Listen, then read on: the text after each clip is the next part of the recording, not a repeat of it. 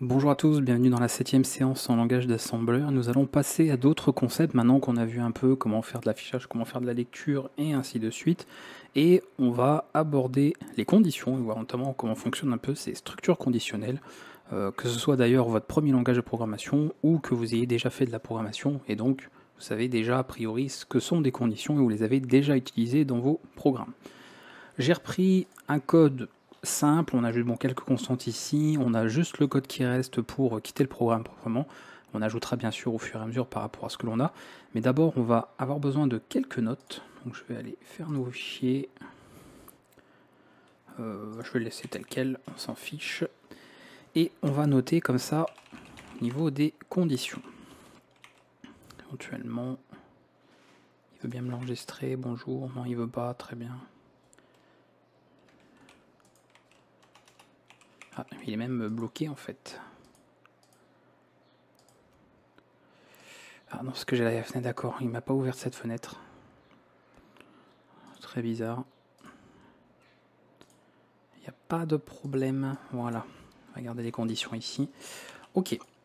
Au niveau des notes, parce qu'en tout cas au niveau des conditions, on va avant de noter en tout cas certaines choses que vous ayez sous les yeux, on va parler de conditions dans la mesure où on va effectuer des tests. On va avoir une expression que l'on va tester, et si cette expression est vraie, donc il y a juste un résultat qui est binaire, hein, soit c'est vrai, soit c'est faux, et bien dans ce cas-là, on exécutera la portion de code qui fait partie finalement d'un endroit du code, une section du code sur laquelle nous allons aller. On va en fait faire un saut au niveau du code, donc on le verra à ce moment-là, suivant des conditions, qui permettront de dire, si la condition est vraie, tu exécutes cette partie de code, et ensuite on reprend éventuellement l'exécution comme elle est.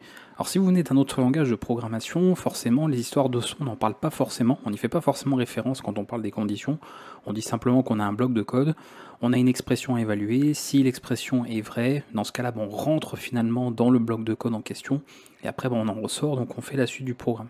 Là, on est en langage d'assembleur, il n'y a pas d'accolade, il n'y a pas forcément de bloc de code à proprement parler comme on l'aurait dans d'autres langages de programmation, je sais, C++, Java, etc. Mais on va surtout retrouver des blocs de code répartis dans des étiquettes, ou des labels pour ceux qui veulent le terme en anglais. Donc à partir de là, la condition va permettre de vérifier des choses. On va bien évidemment effectuer des tests sur des valeurs numériques, ce que je l'avais déjà souligné précédemment, mais tout ce qui va être propre aux chaînes de caractères ou simplement la conversion, le fait de passer de valeurs numériques à une chaîne et inversement, nécessitera de voir d'autres choses en programmation qu'on verra sur ce cours, mais plus tard. Au niveau des conditions, on va retrouver quelques instructions pour effectuer un petit peu tout ce que l'on veut. Déjà, on va vouloir comparer des éléments et pour cela, on va utiliser l'instruction CMP. Alors là, je vais juste séparer comme ça, voilà. Et CMP va permettre tout simplement de faire une comparaison de valeurs numériques. Ça, c'est, on va dire, l'instruction globale pour effectuer les comparaisons. Bien évidemment, en langage assembleur, on a une multitude d'instructions selon les architectures que vous utilisez. Ce sera à vous de voir au niveau de la documentation de l'architecture sur laquelle vous êtes pour voir un petit peu ce qui peut être disponible en fonction bien sûr du support sur lequel vous développez. Ensuite, on va voir cette histoire de saut dont je vous parlais. Le fait de pouvoir dire on est à un endroit du code et on veut sauter à un autre endroit du code. C'est littéralement ce qui va se passer en fait. On va vraiment avoir un saut comme ça au niveau du code. Et pour cela, on a l'instruction globale qui est jump, donc JMP, qui fait un saut inconditionnel. On va appeler ça comme ça. C'est-à-dire que ça fait un saut vers une étiquette. Donc par exemple ici on va avoir une étiquette qu'on va préciser et ça fera un saut. Et ici on va comparer par exemple des valeurs. Donc une valeur 1 avec une valeur 2. Voilà comment ça va se présenter. Hop, voilà, tout simplement. Alors label, par contre, et voilà comment, en tout cas la syntaxe qu'on va utiliser, dont on va avoir besoin. Donc on va créer deux valeurs, on passera par deux données, on effectuera une comparaison sur celle-ci, et ensuite on pourra éventuellement appliquer un saut. Donc les sauts vont être très liés finalement aux conditions. Ça pourrait être c'est un autre concept, ça fait partie d'autre chose, mais dans les conditions, généralement, on ne veut pas exécuter tout le code, on le fait dans le cas où la condition est vraie, et dans ce cas-là, les sauts interviennent finalement dans ce concept-là en langage d'assembleur. Pour vérifier les différentes expressions que l'on aura et effectuer cette fois-ci des sauts conditionnels, donc sous couvert qu'une expression vaut vrai, on va retrouver pas mal d'instructions. Les instructions que je vais vous montrer ici, parce qu'on en a d'autres, mais on en reparlera éventuellement un peu plus tard, sont les instructions qui s'appliqueront sur des valeurs signées, c'est-à-dire que ce soit valeurs négatives, positives, parce que généralement en programmation, c'est ce qu'on fait. On considère que l'entier -3 est inférieur à l'entier 0 ou l'entier 2, par exemple. On ne fait pas forcément de comparaison numérique sans prendre en compte le signe. Donc je vais vous montrer les instructions signées, ça ira bien ici. Et j'aborderai de façon un peu plus tard dans une autre vidéo, rapidement, les instructions propres, pour le coup, pour travailler avec des valeurs dites cette fois-ci non signées. Pour ça, on va retrouver plusieurs. Et on va commencer notamment ce qui concerne l'égalité. Donc on a JE, jump, if, equal. C'est comme ça qu'on pourrait ce que ça signifie en fait. Donc cette fois-ci, effectue un saut si, bon on va parler de A, d'accord, est égal à B. On va avoir son inverse, JNE. Donc c'est jump if not equal. Décidément, je me gourre à chaque fois. Donc est différent de B. On pourrait vérifier bien sûr avec ça, avec valeur à 0, hein, est égal à 0 et non et pas égal à 0, donc différent. On aurait pour des valeurs signées d'autres instructions, mais comme je vous ai dit, on ne les abordera pas ici.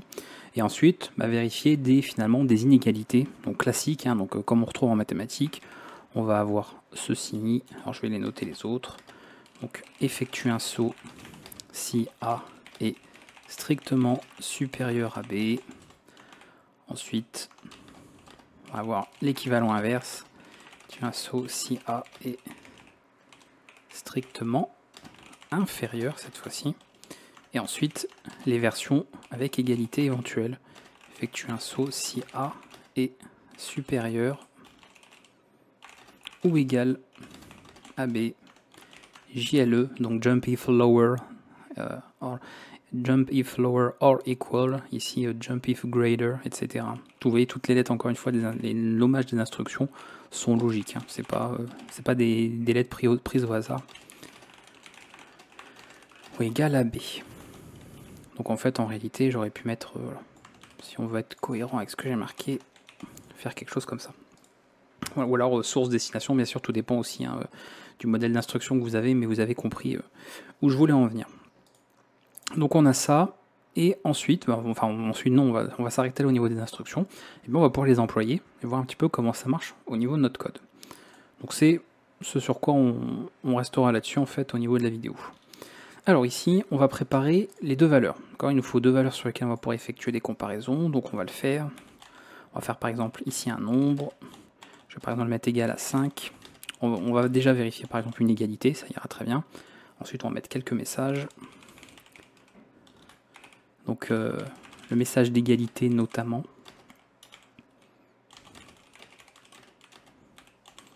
Est égal à N2.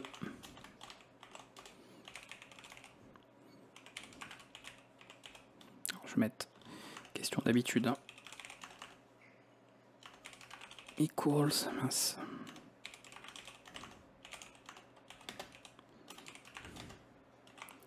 C'est celui-ci. Et ensuite, l'inverse. Donc en cas d'inégalité finalement, est différent de N2. Voilà. Et c'est ça. Ok. Un message qu'on affichera en cas d'égalité, un message qu'on affichera en cas d'inégalité, la longueur respective bien sûr de chacun de ces messages, classique, hein, comme on a toujours fait, et on va pouvoir comme ça ici afficher l'information que l'on veut.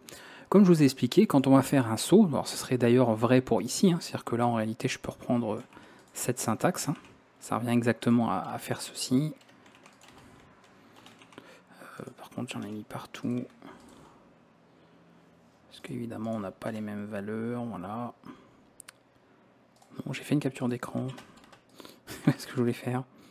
Ok. Ok. Et là, forcément... Ah non, mais... Au secours. Parce que j'ai ma touche pas loin. Ok. Voilà. Donc on aura bien sûr les sauts à faire en fonction. Alors ça c'est pareil. Bon, je chipote hein, bien sûr, mais... Vous avez compris. Voilà. On va mettre en place toutes nos valeurs pour avoir tout simplement le code fonctionnel par rapport à ça. Alors déjà, on va mettre dans les registres, on va utiliser un registre classique, un accumulateur et puis le registre de base, nos deux valeurs. Donc fait référence à N1. Dans RBX, on va mettre valeur de N2. Comme ça, on a tout ce qu'il faut ici. Et maintenant, on va pouvoir afficher les informations que l'on veut. D'accord ? Donc les informations que l'on veut, on va déjà devoir effectuer la comparaison, c'est-à-dire le test. Et ensuite, on fera un saut en fonction de ce qu'on veut vérifier sur cette comparaison. Parce que la comparaison, c'est juste pour effectuer cette comparaison, ça va provoquer des changements sur les drapeaux, les fameux flags, en fonction bien sûr des instructions qu'on utilise. Et c'est ça qui est important. Donc on fait une comparaison entre RAX et RBX. Et là, on a commencé à écrire un programme pour vérifier une égalité, sinon une inégalité. Donc comment que ça se passe en termes de code ? C'est simplement de faire cette vérification-là. Hop, voilà, petite note, de se dire, si, donc je mets un petit peu d'algorithmie, vite fait, si N1 est égal à N2, alors, donc on fera un saut vers equals, on fera une étiquette en fait equals, et sinon, puisque c'est l'inverse, en fait, c'est dans le cas où ça ne l'est pas, sinon, donc un saut vers, et on fera une étiquette qu'on va appeler not equals. Et ça ira très bien. Vous avez compris un petit peu ce qu'on veut faire au niveau de notre code. Donc pour faire ça, tout simplement, comme on vérifie une égalité, vous voyez que dans un sinon, dans un else, on n'a pas en fait d'expression à évaluer, on le fait, c'est là qu'on effectue un test, dans le si. Et bien dans ce cas-là, on le fait ici. Si c'est égal, jump if equal, d'accord, par rapport à la valeur qu'on a. On fait un saut vers equals. Et sinon, parce que si on a fait un saut ici, forcément on va se déplacer dans le code, d'accord ? On va pas faire la suite tout de suite. Et sinon on fera not equals, donc JNE dans le cas en fait où ça ne l'est pas. On va sauter vers une autre étiquette. Voilà comment que ça va se passer. Attention au niveau des sauts, bien évidemment. C'est-à-dire que là on va se déplacer. Après, il faudra gérer un petit peu là où vous vous trouvez pour ne pas avoir exécuté du code que vous ne voudriez pas exécuter. Donc tout va devoir être organisé comme il faut. Par exemple ça, je veux pas que ce soit fait n'importe comment, donc je vais le mettre déjà dans une étiquette, ce contenu-là. On va partir du principe que c'est un bloc de code qui est pour quitter le programme. Donc exit. Exit, je peux même l'appeler programme. Voilà, on peut faire comme ça. Ça, tout est dans une étiquette. Il suffira de faire un saut vers celle-ci pour quitter le programme à tout moment, si on veut le faire. Donc là, on va préparer nos deux étiquettes. La partie de code, dans le cas où c'est égal, et la partie de code, dans le cas où ça ne l'est pas. Equals, voilà, not equals et pas equals. On met déjà le jump à la fin, non conditionnel, inconditionnel vers exit program, pour dire une fois qu'on a fini de faire cette portion de code, on ne va certainement pas exécuter autre chose, donc on quitte le programme, et on fera pareil pour celle-ci. Et maintenant, on va pouvoir mettre les informations comme on le fait de manière classique ici. On peut enregistrer en fait un petit peu tout ce que l'on veut. Mover à X, normalement j'avais utilisé syswrite. Pof. Il est où? Il est ici. Ici, le descripteur de fichier pour la sortie. Ici, le message en cas d'égalité. Et pour enfin RDX, la constante pour la longueur de ce message. Et on termine par l'appel système. Classique. On va reprendre la même chose pour ça. Et bien évidemment, on prend cette fois-ci ce message et on reprend ce message.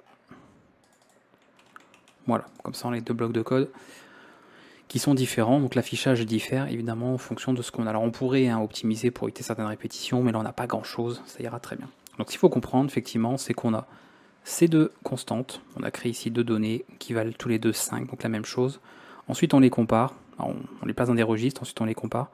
En cas d'égalité, on fera un saut dans cette étiquette, donc on ira dans ce bloc de code, qui à la fin fait un saut vers l'étiquette ici, donc vous voyez qu'on va bien quitter le programme. Et sinon, si on n'a pas fait de saut ici, ça va effectuer cette instruction. Donc dans ce cas-là, s'ils sont pas égaux, ils ne sont pas égaux. Donc on fera un saut sur not equals, qui à la fin fait un saut vers exit program, tout simplement. On y va, parce que c'est l'exemple que je voulais montrer ici.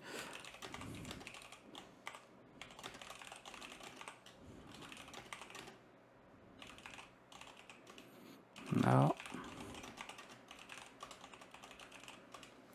Et là on voit effectivement, et sans surprise, hein, que N1 est bien égal à N2 par rapport aux valeurs qu'on a passées ici. Bien sûr, si je change, on passe cette fois-ci N2 à 6. On recompile, on refait l'édition des liens, et voilà. Et on a bien les valeurs qui sont différentes. Donc vous pouvez gérer un petit peu ça comme vous voulez. Voilà, vous avez un exemple de code que vous pouvez facilement adapter un petit peu avec toutes les instructions de saut que je vous ai montré ici, conditionnelles. Bien évidemment, là j'ai mis 2 cas, c'est pas obligatoire. C'est-à-dire qu'à tout moment, vous pouvez dire, bah moi je traite juste le cas l'égalité, donc ça n'existe même pas. Hop, on dégage tout ça. Et ça marche aussi. Et pareil, pas obligé de quitter le programme, bien sûr, à la fin d'un bloc. Vous pouvez faire un saut vers un autre bloc de code, reprendre l'exécution là où elle était. Bref, vous gérez vraiment ça comme vous voulez. Tout sera fait sinon à la suite. Et ça, n'hésitez pas à vous entraîner. Testez avec des sauts, ne mettez pas de saut pour voir ce qui se passe. Est-ce que ça exécute la suite du programme? Est-ce que ça revient en fait à l'endroit où il y a eu le saut qui a été fait? Etc. Ça, à vous de tester, vous verrez un petit peu comme ça ce qui se passe, quel est le comportement en fait à l'exécution de votre programme. Donc là, bah évidemment, hein, si ici il n'y a pas le cas d'égalité qui est traité, c'est-à-dire qu'on l'ignore en fait. Juste on dit, bah, s'il y a une égalité, on affiche quelque chose, sinon on n'affiche pas. Alors là, j'ai dû reprendre la valeur, par contre. Oui, parce qu'il fait equals, parce que oui, on ne quitte pas le programme, évidemment. Donc vous avez un très bon exemple, vous voyez, bah, ça tombe bien, j'ai failli faire une bêtise, mais parfait. Où là, effectivement, bah, ce qui se passe, c'est qu'on a ça. On est censé faire un saut à cette étiquette s'il y a une égalité.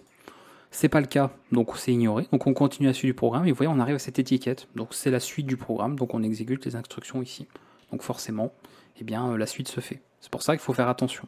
D'accord? Donc là, en réalité, il faudrait quand même faire une non-égalité et à la rigueur de se dire, bon, on quitte le programme. S'il n'y a rien à afficher. Alors là, nos programmes sont courts, on n'a pas grand-chose dessus. Mais vous comprenez un peu le principe. Et là, effectivement, on n'est pas passé par le bloc parce qu'on a fait un saut directement vers les instructions pour quitter proprement notre application. Et c'est tout sur les conditions, sur ce que je voulais vous montrer. Il faut mettre en pratique tout ça, mais comme je dis, si vous avez compris comment ça fonctionnait avec celui-ci, ça va, et ça, vous avez vu un petit peu très facilement comment on pouvait adapter avec ces instructions-là, qui testent juste les choses différemment, mais qui fonctionnent exactement de la même manière, et ça ira très très bien. Donc n'hésitez pas à tester un petit peu tout ça de votre côté, à voir un peu comment ça fonctionne, parce que ça nous servira également pour la suite avec tout ce qu'on va voir. Hein. Il y aura, comme je vous ai dit, il n'y aura pas énormément de vidéos sur ce cours en langage assembleur, mais toutes les choses servent et en fait vous permettent de comprendre et d'utiliser beaucoup d'autres concepts qu'on voit au fur et à mesure quand on avance dans cette formation. Donc tout est vraiment important. Il faut bien être à l'aise avec ça, surtout que pour certaines personnes, c'est pas toujours très accessible, très facile à assimiler le langage assembleur, pour d'autres aussi. Donc à vous de tester vos petits programmes, de ne pas juste vous contenter de ce qui est montré en vidéo, pour être sûr en tout cas que vous avez bien compris comment tout cela fonctionnait. A bientôt pour la suite, ciao.